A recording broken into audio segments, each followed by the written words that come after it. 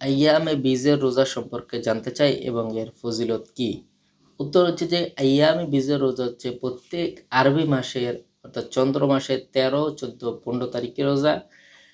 এই রোজা প্রিয় নবী সাল্লাল্লাহু আলাইহি ওয়াসাল্লাম নিয়মিত রাখতেন এবং সাহাবায়ে কেরামকে রোজা রাখার প্রতি উৎসাহ প্রদান করেছেন এবং এই রোজা রাখার বিশেষ ফজিলতও রয়েছে হাদিসে পাকের মধ্যে পাওয়া যায়। জামে তিরমিজিতে আছে হযরত আবু যার গিফারি রাদিয়াল্লাহু তাআলা আনহু থেকে বর্ণিত, তিনি বলেন প্রিয় নবী সাল্লাল্লাহু আলাইহি সাল্লাম তাকে বলেন, হে আবু যর, যদি তুমি প্রত্যেক মাসে 3টি রোজা রাখতে চাও তবে 13, 14, 15 তারিখ রোজা রাখো।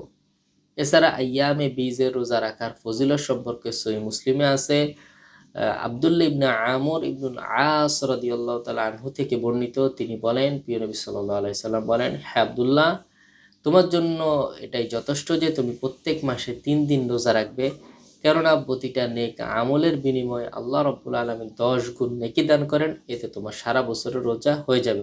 সুতরাং একটি নেক আমলের বিনিময়ে আল্লাহ রাব্বুল আলামিন 10টি করে নেকি দান করেন, অর্থাৎ যে কোনো নেক আমলে আল্লাহ রাব্বুল আলামিন 10 গুণ বৃদ্ধি করে দেন। সুতরাং কেউ যদি একটি রোজা রাখে কেমন জানি সে 10টি রোজা রাখলো, আর কেউ যদি প্রত্যেক মাসে 3টি রোজা রাখে সে যেন প্রত্যেক মাসে 30টি রোজা রাখলো। এভাবে করে কেউ যদি সারা বছর রোজা রাখে, অর্থাৎ প্রত্যেক মাসে 3টি করে 12 মাসে 36টি রোজা রাখে, সে যেন 360 দিনই রোজা রাখলো এবং 360 দিন রোজা রাখার ফজিলত আল্লাহ রাব্বুল আলামিন তার আমলনামায় দান করবেন। এছাড়া সহিহ বুখারীতে হযরত আবু হুরায়রা রাদিয়াল্লাহু তাআলা আনহু থেকে বর্ণিত আছে, তিনি বলেন প্রিয় নবী সাল্লাল্লাহু আলাইহি সাল্লাম বলেন, যে ব্যক্তি প্রত্যেক মাসে 3টি রোজা রাখলো, এই রোজা তার জন্য সারা বছর রোজা রাখার সমতুল্য হবে।